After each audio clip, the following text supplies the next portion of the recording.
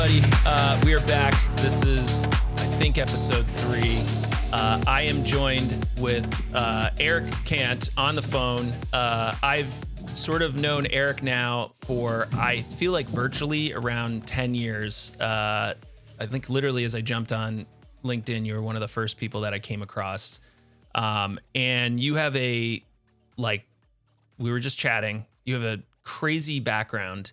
And the reason that I actually wanted to have you on is the fact that I think you are doing some stuff that scares emergency managers and public safety folks, because it is like truly innovating things, and you're using tools that I don't think most emergency managers even have a elementary grasp on, much less an advanced grasp on. So maybe to start off with, just give us a quick background, and we just literally, the warm-up chat was almost 50 minutes, so let's do the very expeditious version of that. But Eric, thanks for coming on, and like I said, if you just mind giving us a quick background, that'd be great. Yeah, man, absolutely. I started life working for a family business in Coney Island that led me to public safety, where I worked as an EMT in both New York and Florida. In Florida, I ended up becoming a firefighter and emergency manager and get engaged in multiple presidentially declared disasters, which then takes me to 9/11, Katrina, Sandy, multiple Olympics, multiple Super Bowls, security work, Beltway sniper shootings, and those type of events for about a decade. And for the last 7 years, I've been applying applied innovation, elements that work in the most cutting edges of technology to public safety. So I think Whether you that's just robotics, artificial intelligence, or anything like that. So that's great. That for one, so people he's completely underselling, and it's because I made him talk really quickly. He is a New Yorker, and just in the chatting, if anyone has lived or has family or knows people from New York, like, it can go off the rails real fast. And the stuff that he's told me already is incredible. So we might have to have him on again, because just for some of the stories.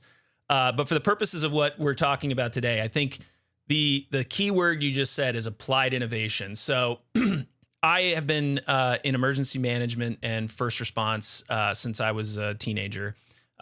Which I'm 38, so I'm not old yet, but I'm starting to feel old. But that was like starting in the early 2000s. So like computers and the internet are very much a part of our lives. Social media, very much part of my life. And as I was growing up, I'm seeing all these sort of like talks, especially after 9/11, like we need to innovate, we need to add all this stuff. And what sort of inevitably happens is someone comes up with an idea and they it's sort of half-brained or it's not thought out, or it doesn't work with firefighters and EMTs and cops. So, it's a great system, but because they never thought about, how it's actually going to be utilized, it just dies on the vine. You said applied innovation, which I'm assuming means like you are using it as it's being innovated. And because of your background, you're building it to actually function for the people that it's ultimately going to end up in the hands of. Yes, absolutely. And that's important, because tech for tech's sake is not my shtick. No, you don't just want to make your house smart because listen, there's a lot of tech out there. Tech is cheap. I mean, now it's not like where we were 20 years ago when people were buying $100,000 systems. People want a 99-cent app. Right. And it functions. I mean, that's not a terrible thing either. Yeah. Oh no! Listen, I have only one criteria for technology. If it works for what you're using it for, then it's the best thing there is. I think that's a very good metric to use. And I'll show you. And there's fidelity to this, right? Yeah. I'll show you how to build a command center in an Excel spreadsheet. All the way up to the most modern decision intelligence, artificial intelligence, and in multiple domains, right? So let's just talk about cybersecurity real quick. Yeah. You can download a free intrusion detection system or buy the highest end system, right? And there's fidelity between that. And that's what applied innovation is understanding the fidelity and applying the right technology at the right time so that it actually can do the work it's supposed to do. Yeah, I think that certainly in emergency management, I have been lured to spend money and buy software that I was like, this is great. Like I got sold on it. It looked cool. And it was not terrible technology. It was great technology. But I couldn't get the rest of my team to use it. So basically I bought a software for a EOC of one. And I spent many, many times essentially running the virtual EOC unnecessarily because that's not what people were doing. And ultimately, my lesson was learned shortly into some significant planning and incident responses, and realized we should just use Microsoft Teams since that's what everyone's using. And lo and behold, things got a lot more efficient and worked properly. But because I was like, well, I need an emergency management software, I have to buy this specific system versus no, I just need to find somewhere for these folks to coordinate on. And I worked in higher ed, so it was actually kind of challenging. These folks are not necessarily well versed in all of the ICS vernacular and sort of the structure that we build incidents out of. They're used to running, departments and colleges and everything else. So I think that's awesome. Oh, yeah. If you think government is underfunded, right? Welcome to academia. Yeah, especially public safety academia. And you hit the nail on the head, because it's not about the technology.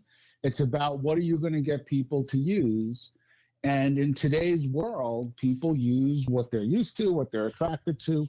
It's very hard to get people to implement different things unless they're highly motivated to do it. Yeah. And some individuals are. I can tell you in many disasters, we deployed incident management systems on the fly. Yeah. That was better than any pre-training, because during the disaster, most people don't complain. Right. They're not going there with their preconceived notions. They're like, I just need to get it done. And then after 6 hours of being in the EOC, they're all experts. Real quick, a word from our sponsors. How do you spell Doberman Emergency Management? EOP, OEP, HVA, HMP, Thyra, TTX, Drone, PDA. Whenever you need an expert, Doberman Emergency Management field experts are there for support. Contact an expert at DobermanEMG.com today. Sawyer Products offer the best, most technologically advanced solutions for protection against sun, bugs, water, and injuries. Everything from insect repellents to water filtration. The filters are used in disaster situations all over the world, so whether you're in the backcountry or in the backyard, check out Sawyer.com to learn more. All right, so let's actually talk about, so last week we talked about the Hurricane Ian making landfall. It has since made landfall. Our concern back then was that it was actually going to hit Tampa, which was extremely vulnerable to any hurricane, much less or much more a Category 4 hurricane. But it actually hit south of at Tampa area and really, really basically nailed the Fort Myers Beach and Sanibel Island and these other locations just south of Tampa. You're actually in Florida, and you're still. We were talking before, you're still seeing like we're this isn't even over. Like, so this is it's Tuesday morning and they're still making rescues. Yeah, and I believe the high river marks are at least another day away. Yeah. So there may be more places inundated, evacuated, and rescued in the coming days as well. Yeah, and you've got so there's a bunch of things at play. One is Florida is basically not that high above this is, the ocean in any point in the state. But on top of that, just crazy amounts of rain that came out of the storm. And it kind of slowed down a little bit. And everything kind of drains towards Florida, I believe, as it comes out of Georgia and stuff as well.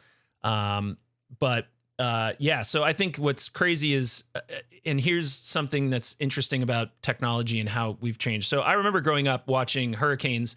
So my parents always turned on the news at dinner, right? Like 6 o'clock, the news was on, and we were like captured by these events. And I'm a fairly well in tune online person. And I was realizing kind of today, like how quickly we move on from these types of major incidents where, despite this being significant, and I think the major media outlets are still covering it pretty heavily, it doesn't have that same sense for me, which means that probably a lot of other people who are online don't have that sort of sense of how bad this actually is. And you know, But that's every disaster. That's every disaster for everybody. Unless you're impacted, for most people, it's 5 minutes a night if you're lucky. yeah, And then they're worried about the, crises in your own life. Nevertheless, not worried about, unless you're responding, you're involved, you're responsible, you're down there, you're impacted, you're a victim, you've got a family member who's a victim. which is Florida. So probably fall off. everyone knows someone who's affected by this. It's, it is like America's retirement home, if nothing else. And a lot of people have moved there, over the years to escape. I know, I live in Vermont. It's cold here and people get tired of that and they move to Florida, at least for some part of their life. And so unlike Tampa, that is fairly wealthy in comparison, Fort Myers and those areas, mobile homes and people who are retired living on 20, 30,000 a year, if not a lot less than that. yeah, I was listening. And it creates a whole different dynamic. And then coupled with the inland flooding and the lack of flood insurance in a lot of areas Yeah. that never contemplated flooding, people will not even have the means to recover. And the disparities and inequities that are going to be created because of this in the state of Florida is going to be, I extended probably by the prolonged response that's going to happen. Yeah. And that's not to say like there were some things that I saw that went really well. I guess after maybe it was Irma, there was I guess Florida's power systems have all essentially been heavily a lot of mitigation funds have been put into securing them to make sure that they'll survive, basically any hurricane that's thrown there. I'll attest to that. In the last 5 years, I don't think I've lost cell phone in any storms, and I've lost my roof a few times. During the Irma years, we had the storms come. All three storms came within a few miles of the house, but I'm pretty far inland, so they lose a lot of steam by the time they get here. So while winds are a factor, flooding is then the other factor, which you can see now is doubled and tripled because areas are flooding. That listen, the land is changing. People are constantly building. The sinkholes, as I understand it, and which is I don't terrifying. have an article that verifies this. Yeah, I'm wondering, does this now create more sinkholes because you're rushing so much more water through? As I understand it, the sinkholes around Tampa are caused by the strawberry fields being watered during frost. Yeah, and there's a lot of soft, like dissolvable rock that causes issues, and the fact that like a lot of wetlands have been destroyed. There's not sort of the absorption that used to be there.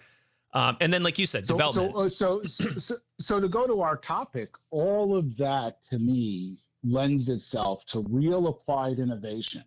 What works to help us monitor, understand, deploy digital twin?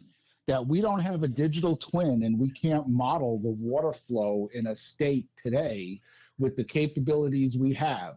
We were doing lidar on 9/11. Yeah. I know somebody's got detailed lidar models of the entire state that they're not readily available, put together, and analyzed, that people are surprised by where it floods. We know where it's raining. Yeah. The calculus should be as easy as a plume model for a hazmat or a bomb. So let's talk about that then. We don't see that kind of stuff, right? So you're an emergency manager. You've been a responder. You're literally in this. You're living amongst the response right now. What are some tools emergency managers should be looking at right now? One thing I did notice a lot of, and I think we talked about this before we started recording, is how there's drones. Everyone's got drones now, and everyone's highlighting that they're using drones. But whether or not they're using drones, how they should be used, or where they're taking full advantage, it's probably a better way to say it is, are they getting the full advantage of using, UAS and drones is another question. But you as I would tell you, with the technology people have today, the answer is probably yes. Yeah. Right, because listen, most people do not have multicasting on their drones. A lot of them, especially when you get to the local levels, are buying the lesser drones. Do they have DJIs. thermal imaging? Yeah. I mean, Yeah, I mean, listen, a drone is a vehicle that takes a sensor to a location for some operational answer. So if you're looking, what are you looking to solve? Am I doing damage assessment? Then drones are not going to be very effective when NOAA's doing, high res flyovers of, hundreds of square miles every day. Which I shared on my LinkedIn. So if you follow me on LinkedIn, I gave you everyone access to that. It's an awesome tool and it's totally free. And if you're an emergency manager down there, track that stuff. It's been around. 5 years ago, I used it to track the damage for my house in Key Largo during Irma without having to drive down there. Yeah. It's a huge tool. Not like that. It's not like it's a huge tool. It's absolutely phenomenally useful and should be given out everywhere because it alleviates people trying to get back home. So I'll give a quick shout out to the University of Vermont Spatial Analysis Lab in Jarlath. I got to Jarlath O'Neill Dunn, who's the leader there. I got to work with them. One of the things that they actually just got a new partnership with Assure, which is like this national partnership of it's not just drones, it's remote sensing in general. And one of the things that we always tried to instill in people, because I got to be a part of like a lot of early drone and UAS programs, this is 10 years ago as these were sort of coming online. It was becoming affordable and also people were offsetting, like, maybe we don't need a helicopter, we can get away with a drone. The fact that like when you're looking at using UAS and remote sense data in a disaster, the drone's good for like 10 acres or less. There's just not enough, there's requirements. But also what are you going to do with that data? Yes. Data management. Question. Yes. Because now, okay, so listen, the NOAA stuff, rapid damage assessment, high level overview, wonderful. Now let's get down to detailed local damage assessment. The lidars, like the Navis mobile lidar that you wear on your shoulders. Yeah. The Leicas BLK to goes that run in your hand and also on the dog and on the drone. Yeah. Are fantastic tools to do detailed damage assessment. And it can actually tell you the flood lines. It can automatically assess what's on the ground, right? Because they're using this stuff in construction today. I can scan a building and it'll tell me where the pipes and studs and other things are. We just need to train models to understand disasters, and then it'll calculate it up for us. Right, so, and here's where this is going, right? You then take that model and you upload it to the blockchain, and a smart contract will evaluate that and go, yep, you do have that damage, and it'll automatically pay you right there on the spot. That may be 10 years in the future, but that's the kind of use cases that we will absolutely be able to have. Yeah, and I think so even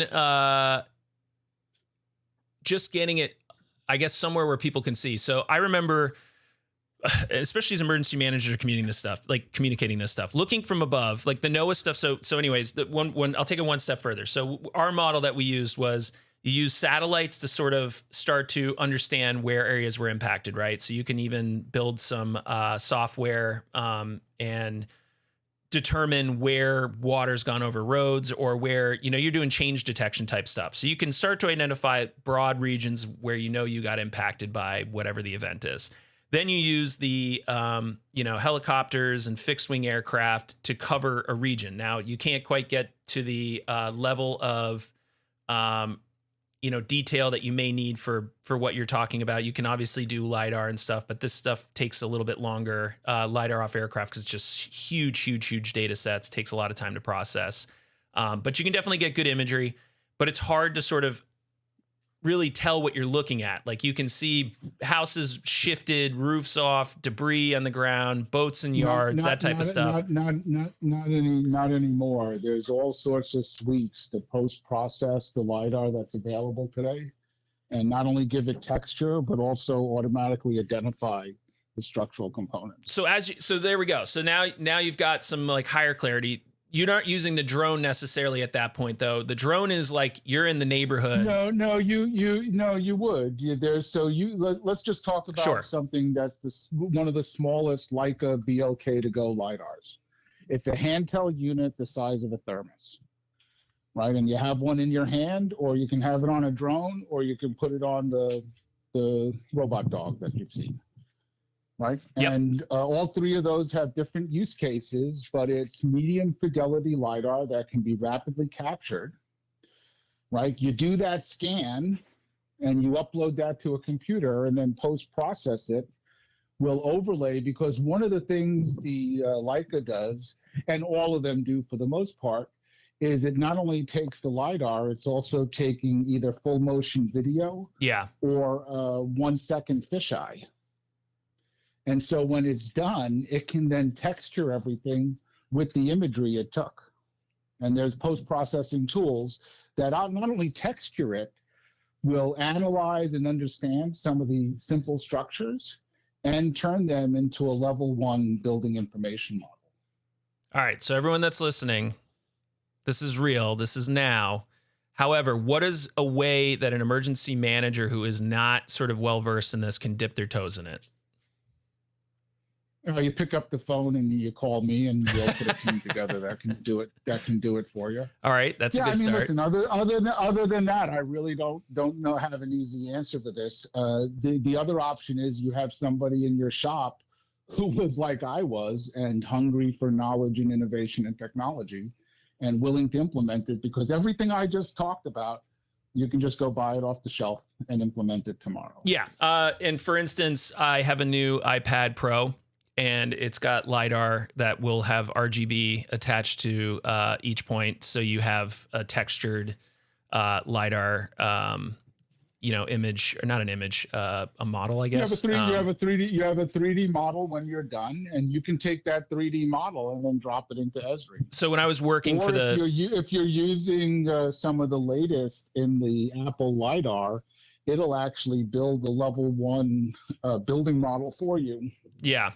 So like the objects, right? It recognizes the wall and the drawer and stuff like that. We used to use the SenseFly EB, which used essentially triangulated imagery. So it just kind of rectified everything into the 3D model. So it was not LiDAR, but it was almost as accurate as LiDAR. No, photogrammetry. Photogrammetry, yeah. Pix4D. Yeah, Pix4D, exactly.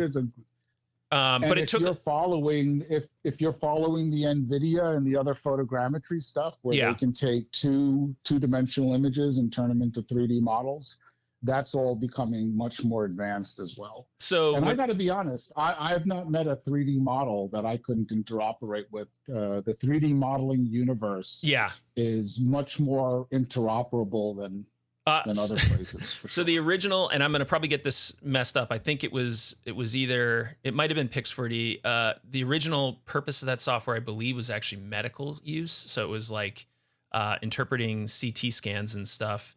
And then someone was like, well, if it can do that with this, why can't it do it with that?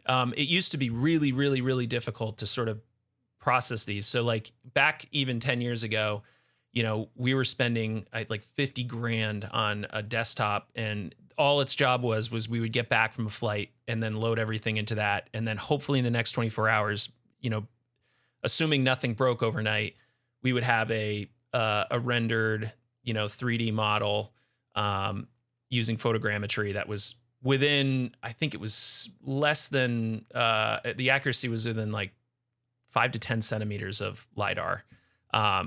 LiDAR took even longer. It was much harder to work with, and you had to have a very stable platform. Like you'd have essentially surveying equipment, and you'd have to get into the hole if you were, scanning the hole. So our project was actually built off of the destruction of roads in Vermont after Irene, and how it took a long time to sort of get engineers and the equipment in there to figure out how much material was needed. And when you're talking about a disaster, that gets really complex, because as the resources are being used everywhere, you have people who are like, well, I don't know exactly how much we need. Let's go on the side of caution and order more than we actually need, which is, you're robbing from somebody else who may need that stuff as well. And so now we're advancing to this today. I essentially can do what I was doing with very, very expensive equipment on a relatively inexpensive tablet now.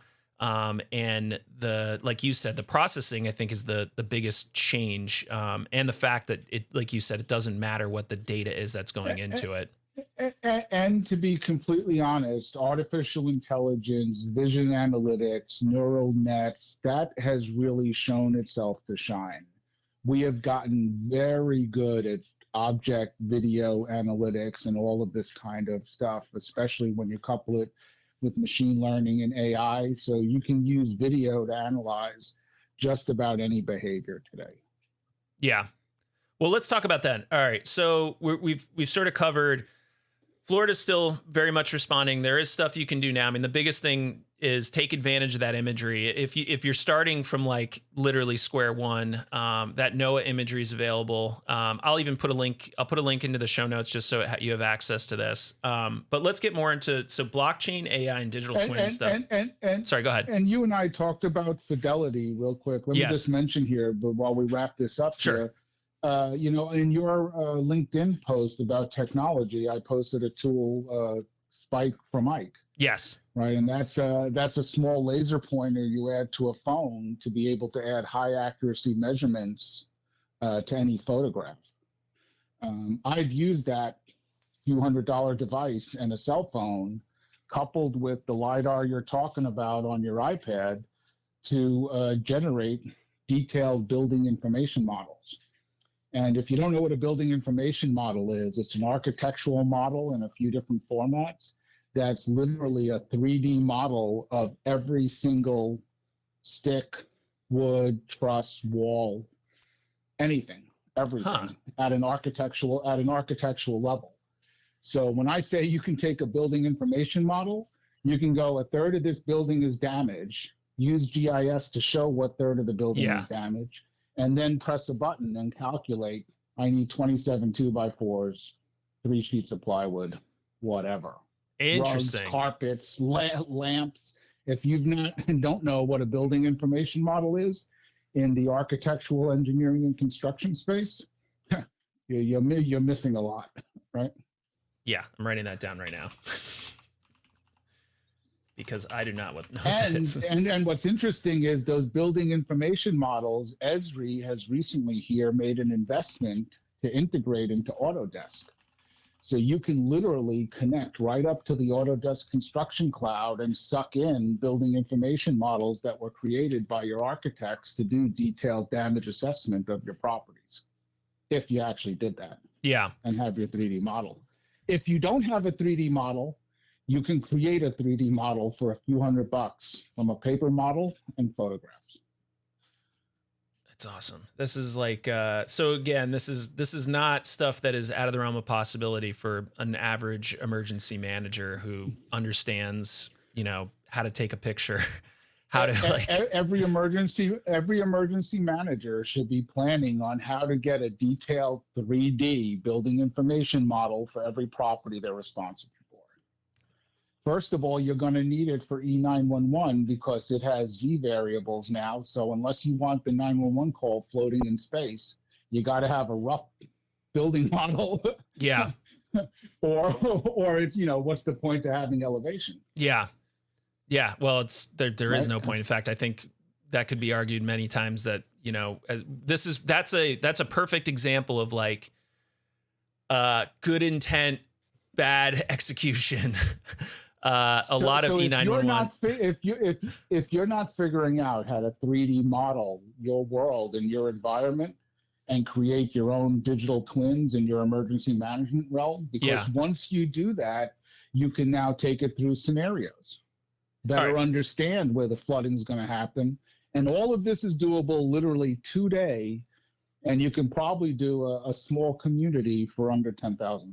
So let's talk about that. So this is digital twin is essentially what you're talking about. The AI is the background that's sort of doing the work now, neural networks and all these other sort of components, which doesn't necessarily. Sorry, go ahead.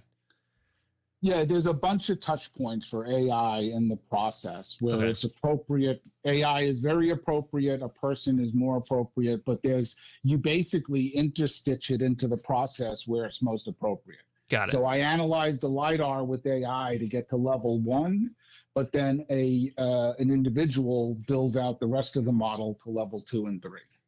And that's just because of like contextual information that they need, or? It's because you want, depending on what you're doing, that may have some level of domain expertise, because that level 2 or 3 model builder may be an actual architect. Yeah. right? Got And it. in many cases, he is, because Autodesk and those building models service the AEC community, the architectural engineering and construction community.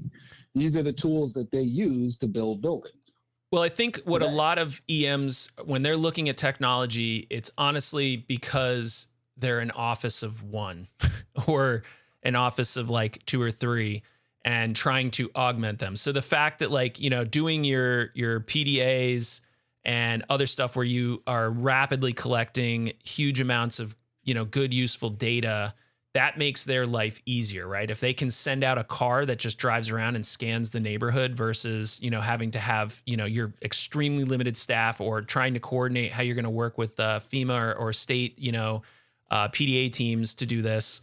And even then, you're getting, whatever information you're getting from those teams. In some cases, like a community is going to start on pen and paper. Go ahead. Yeah. So listen, here's how I recommend it. I used to rent out, I was a local EM, a shop of two, right? And sometimes a shop of one, depending on the day. I used to lease out my EM to other organizations to hold trainings when we didn't have disasters, because I had essentially a training room, and we would make, benefit other organizations in the county with that. Digital twins is a team sport. Yeah. A lot of people in the organization can make good use of this. Every day, Parks and Rec, the building insurance guys, right? Think about this. A digital twin recorded to the blockchain is absolute verifiable proof that that building existed, and every stick and window and element that made that building that building. Yeah. So you're basically, by one tool, you're making not just your life easier, you're making potentially your entire county or town or city actually more prepared because you have this information on file. You're making all of these people not only more resilient, but there's return of investment, because everyone now has to be carbon neutral. So if you don't understand all the buildings in your space, there's some compliance person in the county, state, city, whatever, who's trying to understand energy efficiency. Yeah, they're mapping the whole envelope of buildings. Well, and look at the facility in the community in Fort Myers that sustained no damage and had power the entire time, run by solar. Yeah, that was cool. I saw that this morning. Right. If you don't have a digital twin of your community and you're not running analysis on where you might be doing that, then you're missing the boat today. Well, and the other thing that I'm super excited about, in particular for, I think we absolutely have to prepare for this. I think we also tend to put this as a hazard that we we think it's the number one hazard, but we don't really prepare for it in the way that I think we should, is the active shooter, hostile event stuff. And the reason that we don't prepare for it the way we should is because often it's just hard to get everyone together to train and exercise this stuff. Plus, it's like kind of traumatic. Like, you don't really want kids necessarily having to go through reliving a active shooter exercise every month, without kind of collectively traumatizing them. Like, that's what happens. Like, it's a scary event. Kids don't have this sort of context and capability to fully understand what's happening. So how do you exercise this on a regular basis where you're keeping responders, the dispatchers, the emergency managers, EMTs, all this stuff like spun up on it? If you have a digital twin of your facilities, you don't have to shut down the building or do a active, full scale exercise while there's students in the area and stuff. You can simulate whatever you want as many times as you want, build in whatever variables you need to. And where that used to be like just obscenely expensive to get done, it just took forever. You just, you had to hand model it. Sure, it could be done for cheap, but it was a lot of work. Now you can do this fairly quickly. So using digital twins in the exercise and training realm, particularly in events where it's like logistically challenging, or you just don't, like having people walking around in moulage and stuff, we think it's cool.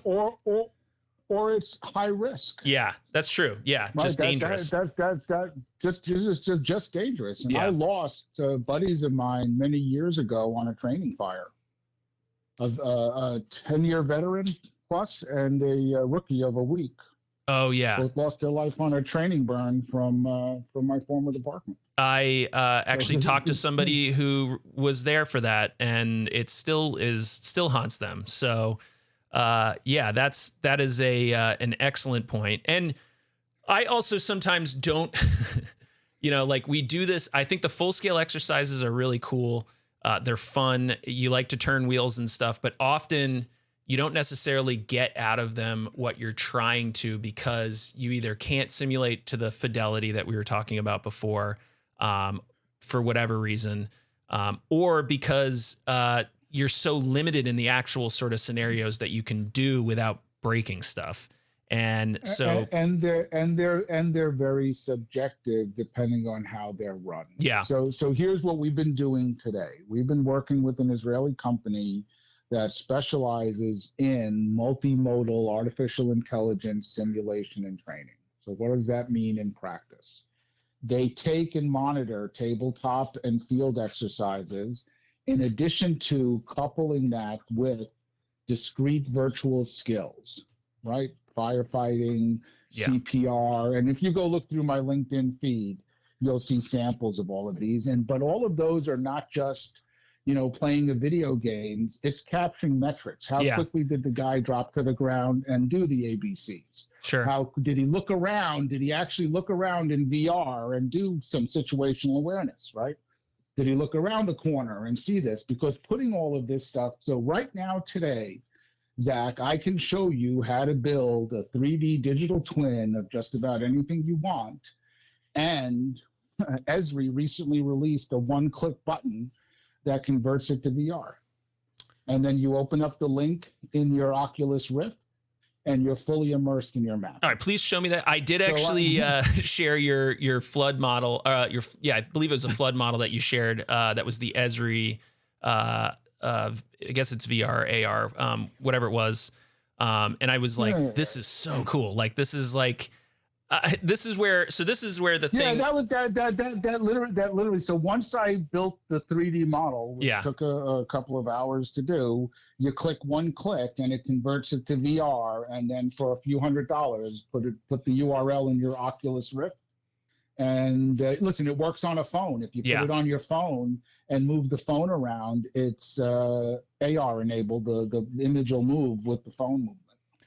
So, just because I literally we're almost 40 minutes and I could talk about this stuff all day.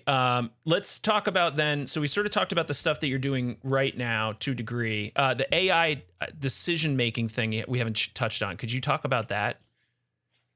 Yeah, listen, that is very important. And this is a fairly new concept that Forbes, Gartner, others, Google have been writing about. And it's essentially, you can look it up, the concept of decision intelligence. And this is essentially the overrider on top of artificial intelligence and all of those machine learning components that we talked about that you can plug in, right? Essentially, how do you use the results of artificial intelligence to make decisions, right? Because while people think AI is Skynet and it makes decisions for you, it doesn't. It provides you results that then you still have to interpret and apply to your situation. That's decision intelligence. And right? And these are very important concepts as an emergency manager, because it's how an emergency manager can then apply AI to their business. And what we have found in recent projects is AI applies to, planning phases 4 and 6 very well, but not the other phases all that well. And we've actually been modeling and creating libraries of decision intelligence support capability based on simulations and artificial intelligence interpolation of data. See, this makes me very excited, because where we cause the most damage as decision makers is in the very early moments. And that's not because humans are bad decision makers. It's because we're inundated with so many different streams of data, and we have so little information to work on, and we're so task saturated, and we ultimately want to make decisions quickly. And we're also usually in this stage the least resourced. Hurricanes offer a little bit of time to sort of stage stuff ahead and get folks together and, have a better decision-making group. But often the tornado, the explosion, the fire, the train derailment, these are happening when it's your office of one or two and your second person is out, she's training another agency on something and she's across town and can't come back. And your other guy is, off on vacation that week. So it's just you. And now you have all of this stuff happening and you've got to start making decisions. To me, that's where I start to see AI as a huge leap in, I guess, assisting you with the decisions. It can give you maybe consolidate information into ways that makes it easier to make decisions. Or it can just take that's absolutely correct. Yeah. We're building models so that the results of artificial intelligence, which is essentially, let's define AI real quick. Sure. AI is how you apply. AI is essentially the simulation of human intelligence onto computers, right? The discrete meaning. The marketing meaning, everyone talking about who says they've got AI, right? Yeah. Is because they're using machine learning, trained or untrained, natural language processing, vision analytics, automation, or any of those, 10 plus components that you can consider AI. Yeah. Right? Because again, we got Skynet on the left and we got vendor marketing hype on the right, right? That's why when I talk about AI, I'll talk about where we used it. Yeah. Because we literally have been running pilots to figure out where AI works. Because how else can you offer it unless you know what it does and how it can augment and benefit the operation? So what are like the applications? Not all technology is the best technology used for the given situation. Yeah, for sure. I think we often fall into the trap where we buy something because we think it's the best and then we have to use it. And then we get stuck in this OODA loop where we're like, I'm looking at this. I know what I need to do. I'm orienting myself. I need to make this decision and I need to take action. But I also now need to jam in this additional thing of, the software that I spent 50 grand on or per year. And then this other thing that I, got trained in. So I feel like I should do it. When we really just need to sort of, I like technology as an augmentee, again, because I was always in a single or small shop and having technology to sort of back me up on my decisions or help me make decisions or help me execute, actually. And that's what AI is good for. And analyzing data, telling you what it sees, and making recommendations based on recommendation trees that you and your team have built. So they're tailored recommendations based on local conditions that you basically capture up, which you should be capturing up in a good planning process anyway. And you can now get the recommendations based on the existing conditions because you can feed it information like population, traffic flow, demographics, et cetera, and so forth. That's amazing. I'm very excited about that. The stuff that you can't all read through. And keep in mind, there's a lot of data out there, right? Yeah. That you can get. Mobile data, advertising data, OnStar data, right? We know more about where people are moving and what they're doing than you would think. The problem is that getting to you, the local one guy shop in small county in Florida? Yeah, maybe if you have the right contacts, right? Yeah. Well, and not only that, data's dynamic, right? Like if you're using it by sort of virtue, the minute you download it, it's outdated. So how do you feed into these sort of live streams? I think it's so easy to get overwhelmed. And I've built those beautiful. That's the beauty of Esri and some of these other platforms. Yeah. I mean, everything you've seen me build, I just go into ArcGIS Online and have been able to find because GIS professionals are fairly good at sharing their data. Yes. And Esri has created a whole ecosphere to share this data where you just, hey, once I make it public or share it in ArcGIS Online, I'm just sucking in that data and now I can do my own analysis. My last job. Because listen, it's not about the common operational picture. Yeah. It's about the user-defined operational picture. Answering my question that I have because that's my domain, logistics, planning, whatever. Well, and I think people get very overwhelmed with just the amount of data that's out there. One of the things, especially GIS, like every emergency manager has to know GIS. Like I know, I think this is becoming more common, but like it's such a like foundational tool for everything that we do. Everything is spatial, and it's all there's all this other just informational data that you can pull in, contextual data. You can make decisions. So having the tools that can make that easier makes it more accessible, makes it less daunting. I mean, you know, there is a generational technology gap. Like certainly, you know, some of the older emergency managers came in and everything was on paper, period. Most of the emergency managers that are coming in now out of college and into the field have never lived a life where they haven't had access to unlimited data, cell phones, mobile technology. And so I think we're going to see a much faster adoption.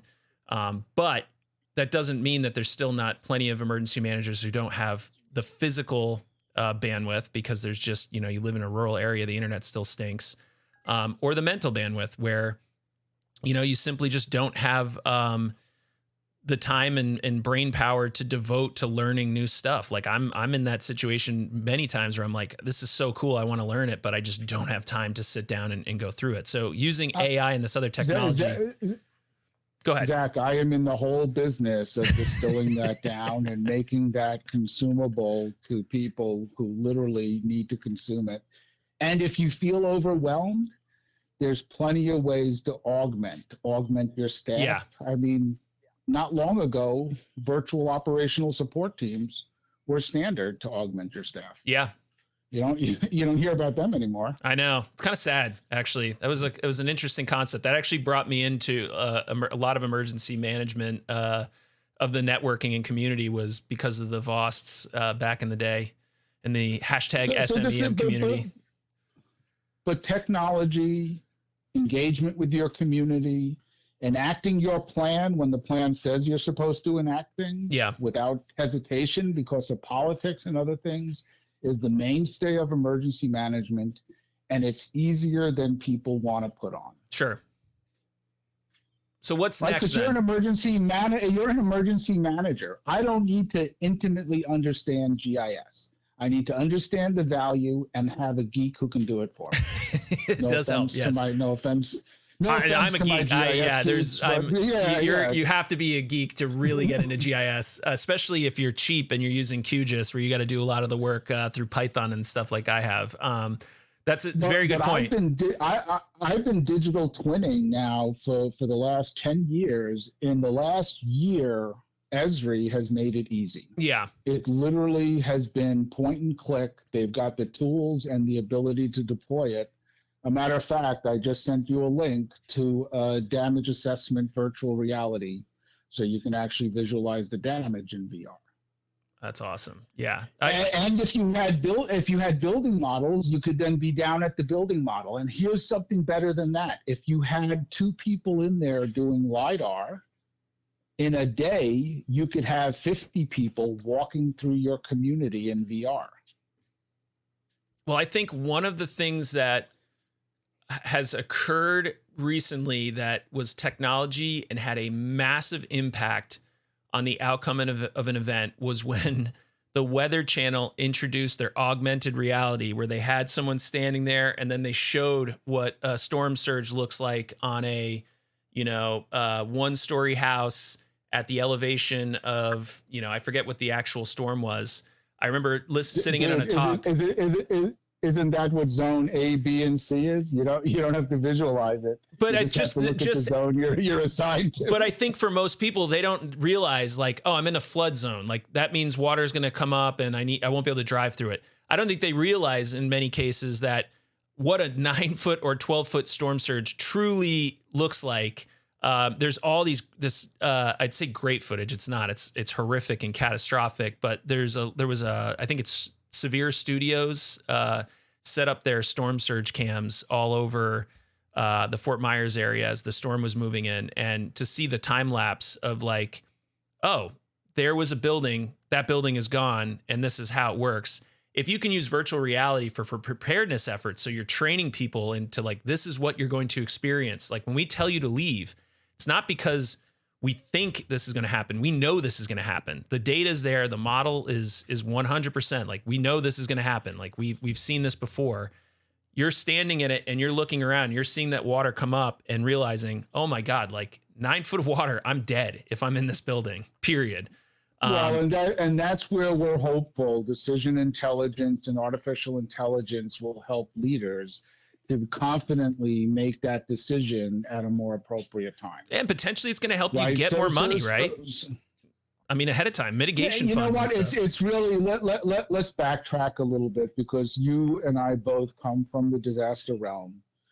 This is going to be made public, and gallows humor is something that is part of our industry. It is, but if yes. you've been impacted by this event or have lost somebody, it's substantial. Of course. And in my mind, all of this work and all of this technology for first and foremost. So why would I want to go in and do a lidar damage assessment very quickly, so that I can then send teams in safely, because I can catalog all the hazards by only sending 2 people in, Yeah. but 30 people can then assess that data for me. Yeah. Or you can even Right? 'Cause crowdsource it. I can put anybody I want to once I've got the data. Yeah. Right? And think about it. They're putting in now damage assessment teams, nails and tetanus and whatever. And we'll be doing damage assessment down there for months, that if you sent one team through, could all be done virtually. Yeah, 100%. By experts then, right? You could then send it to the expert who doesn't want to go down there at X university, who's an expert in whatever. Perfect example. So Jarlath, Hey, the guy look at this boat jammed on this house. What's the best way to get it off the propane tank, right? Jarlath, who I was talking about earlier, put out a request, or put out an offer to anyone who needed GIS data, analyzed or manipulated in any way to help them with their response. He's got a whole laboratory full of eager students who want to do good things.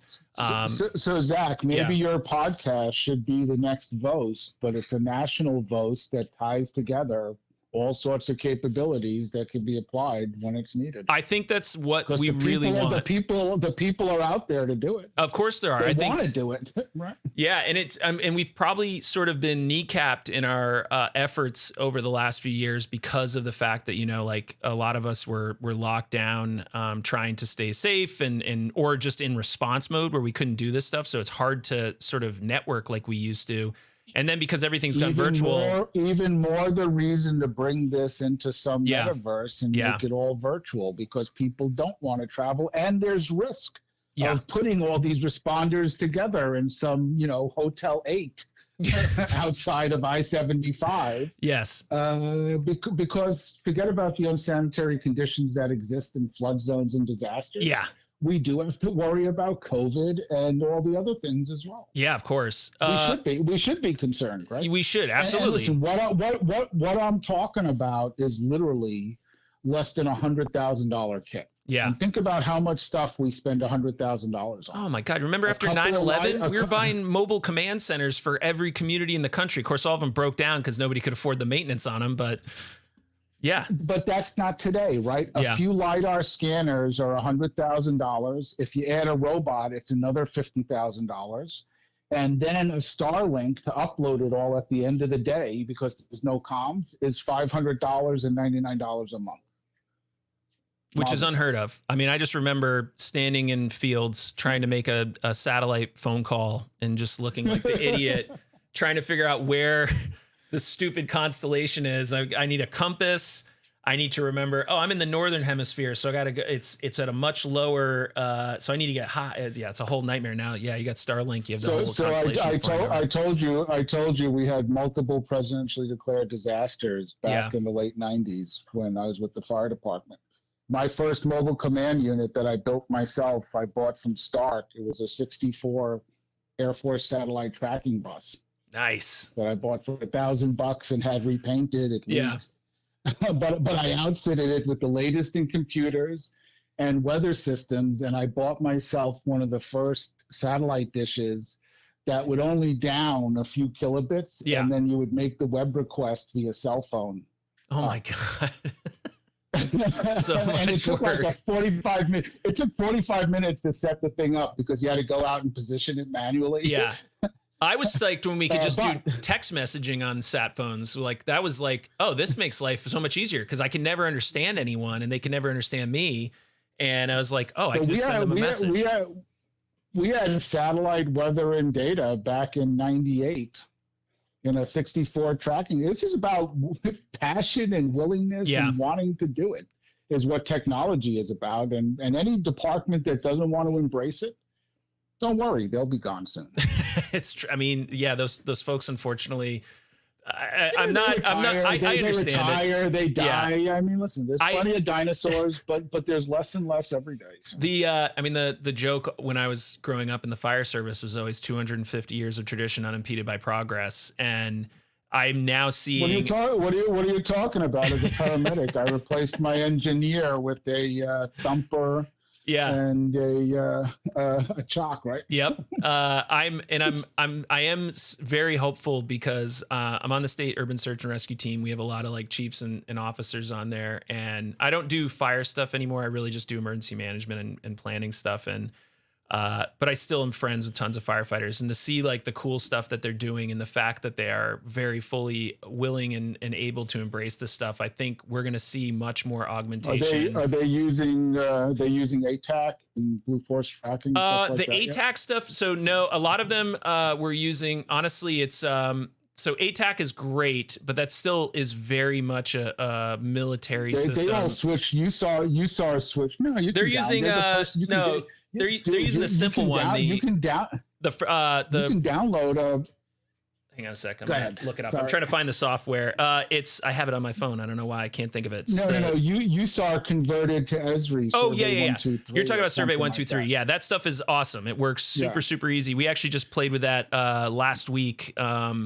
Survey 1, 2, 3, and then the other one that brings it in is the I can't think of the other system, but yeah, we are using that. The quick capture. Yep, quick capture is awesome. Oh man, I love quick capture. Is very slick. When you couple it with Survey 1, 2, 3, you can get a lot of data quickly.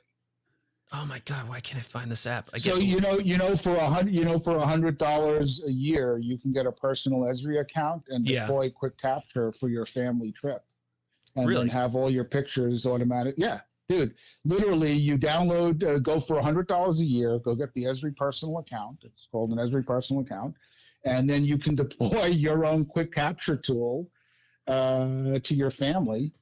And they can capture your next family event, and then you can open it up in Esri, and the template will just put it all together for you. You won't have to do it. So this is what I think changed the fire and EMS service to be more open to adapting. I am responding. That simple app that would send you your pages as text messages, I think initially, and you could respond back, and you could have a display board in your fire station that said who was coming, which was so awesome, especially for rural volunteer fire departments to get there and be like, sure, I know there's three people coming behind me.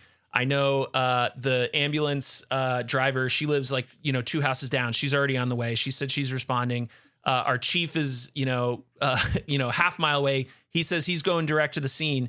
You can make quick decisions, like tactical decisions. And before you even leave the station, you're like, all right, I know I've got drivers for this stuff, so I can do this. Or there's no one coming, so I'm going to go and I'm going to have people respond to the scene, or blah, blah, blah. That, I think that system. We can train people up how to have a complete system like that, customizable, programmable, and deployable, literally, just like the commercials say, right? I build an app and I'm not even a coder. I think the hardest part is in an hour, it's basically able to put that together and deploy it. Yeah. I think the hardest part for the first responders and the emergency managers is always that, like, if it doesn't work the first time, there's so little bandwidth sometimes to get their attention and devote them to something. They move on. Dude, I've been deploying technology for 10, 20, 30 years now. Yeah. My first technology I deployed was pen-based EMS data collection to paramedics. Yeah. And they used to send me to agencies to help me implement the system. Other agencies help implement it. And one agency, I go there and they're using the tablets for wheel chocks. Yeah. they really didn't like the system. Yeah. Right. I started That and killed a being company said- that was devoted to getting fire departments to use Google's the Google Suite, because I was like, why can we not track anything? I was like, this is free, let's do it. Listen, getting people to use technology is all about motivation, Yeah. right? And I got to be honest with you. If you got something to, so that excuse worked for me 20 years ago. If you got something today that works right 100% of the time that you're using, tell me what the product is, because I can implement an emergency management process on anything. Yeah. So if you want to deploy on Word, no problem, brother. We can do it. Yeah. Let's make it happen. It's about the process. It's not about the tech. Sure. Yeah. And I started so early in this industry that we started with WordPerfect. Oh God, WordPerfect. I forgot about that. Oh, that's fantastic. Right? Yeah. Netscape. Our fire stations had Citrix Oh yeah. to the fire stations because they were so remote. So people could just log in and turn on their, their timesheets. Yeah. Wow.